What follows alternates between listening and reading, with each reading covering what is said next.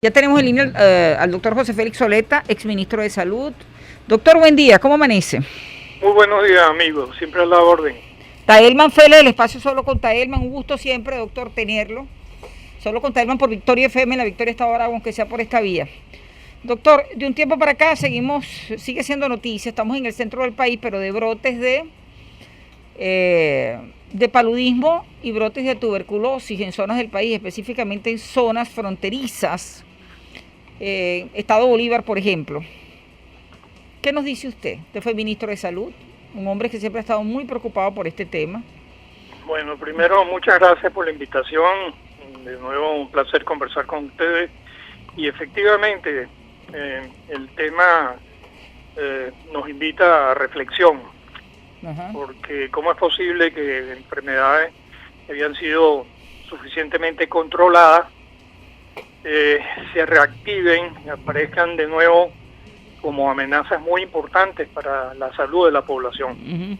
Señalabas el caso de la tuberculosis, fue controlada en Venezuela durante más de 50 o 60 años, una acción sostenida, ¿no? Y Venezuela pasó a ser el país que más aporta casos y muertes por malaria en todo el continente. Y en el caso de tuberculosis, bueno, efectivamente, Venezuela tiene uno de los programas más eficientes de control de tuberculosis. Se estableció en el año 1936 y desde entonces había sido un modelo para el resto de los países, tanto así que la incidencia de tuberculosis en Venezuela estaba 10 puntos por debajo de los niveles del continente. Así que, ¿qué es lo que está pasando? Sí, ¿qué es lo que está pasando? ¿Qué ha pasado? Claro, esa sería la pregunta. Nos lleva a reflexión, ¿verdad? Y efectivamente, a partir del año 2015, comenzaron a cambiar las cifras y se produjo un aumento muy importante, más del 40% de los casos de incidencia, y se llegó a una cantidad de casos entre 10 y 11 mil casos para el año 2018 y 2019. Y el número de casos mortales también. Y cuando vemos un análisis de esta situación, bueno, el denominador común es, por un lado, la pobreza creciente, pues son enfermedades que acompañan a la miseria, y en segundo lugar, el abandono de los planes y de los programas que habían sido sostenidos durante muchísimos años. Por darte una cifra reconocida, en el año 2018 se evaluó el programa de control de tuberculosis en Venezuela y se identificó que solamente recibía $700,000 al año para el control de esta enfermedad. Sí. Eso significaba una reducción de más del 59% de los recursos que se destinaban anteriormente. Dos palabras, se redujo la capacidad de respuesta ante la enfermedad, se disminuyó la vigilancia epidemiológica, comenzaron a fallar los recursos para el control de la enfermedad, no había medicamentos suficientes, no había suficientes pruebas diagnósticas y el programa quedó en una situación muy debilitada para atender una carga creciente de pacientes como producto de la situación de pobreza en crecimiento y de la crisis humanitaria que sufre el país. En dos palabras, eso fue atendido por la preocupación de la Organización Panamericana de la Salud y se establecieron una serie de programas para tratar de solventar esta situación. Todavía esta situación no ha sido solventada y sabemos pues que existen numerosas debilidades de acuerdo con los últimos datos conocidos, que por cierto tienen casi 2 años de atraso en relación con las cifras actuales. Sí, vamos a identificar, doctor, porque nos estamos viendo y oyendo también hasta a través de la plataforma Instagram. Saludos pues a la cantidad de amigos y amigas que esta hora están conectados a través de Victoria, @Victoria 1039 FM. Y el saludo de nuevo también para ustedes que nos siguen a través de nuestra señal, amigos y amigas, el doctor José Félix Oleta, exministro de Salud. Doctor, hasta ahora Bueno, hasta ahora el reporte ha sido en zonas fronterizas, específicamente en el Amazonas y en el estado Bolívar. Se ha hablado también de, bueno, fallecimientos en cárceles, presos, detenidos, víctimas del paludismo. ¿Esto podría avanzar? ¿Pudiera abarcar otras zonas del país? Cuando le digo esto... Pero sin duda alguna, mira, el problema de la tuberculosis es en toda Venezuela. De los 24 entidades federales, 13 tienen valores por encima del promedio de incidencia. Si el promedio de incidencia estaba en unos 26.5 por cada 100.000 habitantes, 13 estados están por encima de esa cantidad. El estado que tiene mayor incidencia es el Delta Amacuro. Pero tenemos Distrito Capital en segundo lugar, La Guaira, Sucre y así sucesivamente. Como ustedes están en el estado de Aragua, también yo debo darle algunas cifras específicas. El estado de Aragua tiene 22,3 por cada 100.000 habitantes, tiene 421 casos identificados en el año 2020. Estas son cifras oficiales no divulgadas. Así que la enfermedad está en todas partes y por supuesto afecta a población vulnerable, los más pobres, los más frágiles, las personas que están en mayor riesgo. Te señalo, por ejemplo, 4 grupos de ellos. Uno, las personas que están recluidos en cárceles, ¿no? Las personas que están bajo un régimen penitenciario. Ese es un grupo que ha crecido enormemente. Por ejemplo, había en el año 2004 41 personas identificadas dentro de ese grupo. Y para el año 2020, los privados de libertad representaban 1.789 casos de tuberculosis en personas privadas de libertad.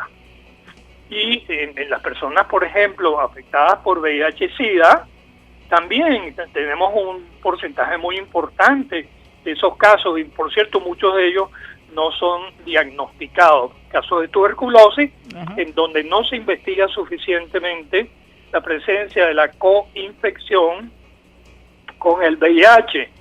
Y te señalo otro grupo que es muy afectado, son las poblaciones indígenas.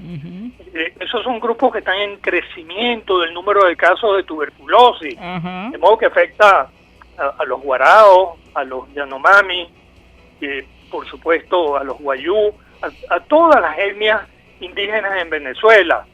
Y no te sorprenda, el personal de salud que está expuesto a riesgo, muchas veces tiene también sueldos miserables y entran dentro de ese grupo de personas que están expuestas a riesgo por sus circunstancias de trabajo y por problemas iniciales de desnutrición.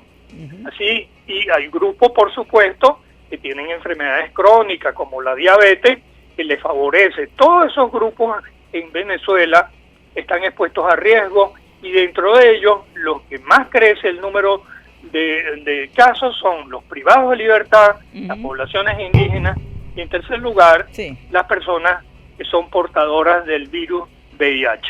Sí, bueno, usted lo acaba de decir, la zona donde más se reportan casos de paludismo y tuberculosis en Venezuela en estos tiempos del Tamacuro, el Amazonas, bueno, el estado Bolívar. Doctor, las características, ¿qué marca la diferencia? Porque hay confusión, cuando se habla de tuberculosis y paludismo, algunas veces se piensa que es lo mismo, ¿eh?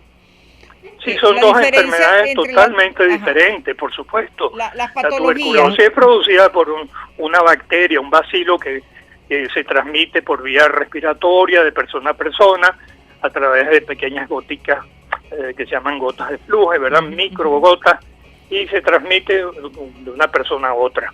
Pero en el caso del paludismo, de la malaria, es una enfermedad producida por un parásito y es necesaria la transmisión fundamentalmente a través de un vector, y ese vector es un zancudo, ¿verdad? Un mosquito, que es el Anopheles, por cierto, que está materialmente en toda Venezuela. Los focos calientes, en el caso del paludismo, están por supuesto en la zona de Guayana, en el municipio Sifonte y en el Callao, pero debo decirte que hay focos activos activos en 18 estados del país. Ujú. Estas son las cifras más recientes del año 2021. Ujú. De modo que el problema no es solamente controlar los focos calientes, que ya es una tarea extraordinaria, sino reanudar los programas de control de la malaria en todo el país, ya que hay una exportación muy importante de casos desde la zona de Guayana, la migración, los desplazamientos de las personas que van a trabajar a las minas y regresan a sus sitios de origen y siembran la malaria en Portuguesa, en Trujillo, en Zulia, en Falcón, en Miranda, en La Guaira o en Sucre. Ujú. Debo decirte, por ejemplo, que en el caso de malaria nos preocupa el incremento de casos que ha ocurrido especialmente en algunos estados. Ujú. Por ejemplo, en el estado Falcón, que tenía muchísimos años que no tenía malaria, bueno, tenemos una situación muy importante en Falcón o en Zulia, o aquí tan cercano como en los valles del Tuy, en Miranda. Ujú. ¿No? Pues que este es un problema que tiene que ser entendido como una prioridad de Estado a la hora de atacarlo, y no decir, bueno, voy a trabajar solamente allá en las minas y resuelvo el problema. No, el problema hay que atacarlo con una visión global de país. Con una visión global de país, pero en esa visión global de país, el paludismo y la tuberculosis, ¿qué habría que hacer con carácter de urgencia? Ya hay organizaciones, ONG, vinculadas a la salud que están expresando pues que es importante el COVID, pero también traer a Venezuela, o tener en Venezuela, mejor dicho, las vacunas para contrarrestar la tuberculosis. Mira, efectivamente, si uno de las acciones más efectivas que hubo durante muchísimos años en el caso de tuberculosis fue la utilización de la vacuna BCG, Uh-huh. que no impedía la primoinfección, pero sí las formas graves de la enfermedad. Por ejemplo, esas formas de tuberculosis del sistema nervioso central, de meningitis tuberculosa, más realmente eso se redujo de una manera extraordinaria. Pero en los últimos años, a pesar de que Venezuela tenía una historia de una cobertura cercana al 100% de BCGización, como se llamaba, la aplicación de la vacuna BCG a los niños recién nacidos, eso ha caído de una manera importante y está en el orden de 70-80% de los niños que nacen, pues se les aplica la BCG. Pero ese es solamente un factor. En el caso de la malaria, en Venezuela no se aplica ningún tipo de vacuna y no es aplicable específicamente para nuestro país. Las vacunas que se están desarrollando y que han sido aprobadas por la Organización por la Organización Mundial de la Salud, son de aplicación fundamental en aquellos países que tienen una forma de malaria producida por el Plasmodium falciparum y específicamente en la zona del África ecuatorial. Así que en Venezuela todavía no se va a aplicar y no es el momento de aplicar la vacuna para malaria. En el trabajo de malaria, el primer punto es garantizar los recursos financieros que también son muy escasos. En Venezuela la inversión es de 30 centavos de dólar por paciente en área malárica, y eso es una cantidad mínima para poder atender una situación extraordinaria como la que hemos tenido de malaria. Y hay que hacer un programa integrado donde usted tiene que hacer la interrupción de la transmisión de la enfermedad utilizando, por ejemplo, mosquiteros impregnados en insecticidas residuales o reanudando en aquellos sitios en donde es necesario y es posible los rociamientos intradomiciliarios con insecticidas, claro. Que eso fue la clave para el control de más de 470.000 kilómetros cuadrados de nuestro territorio nacional en el pasado, y no puede ser abandonada.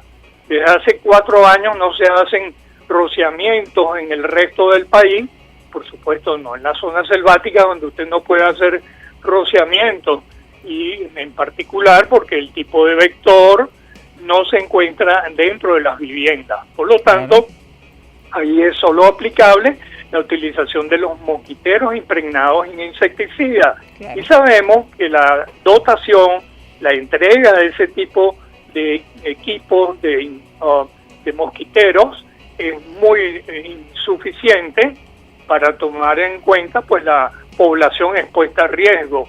Para que usted tenga una idea, si somos 28 millones de habitantes, restando la migración forzada de venezolanos al exterior, la mitad, 14 millones de venezolanos están expuestos a riesgo de adquirir malaria porque viven en zonas de transmisión activa.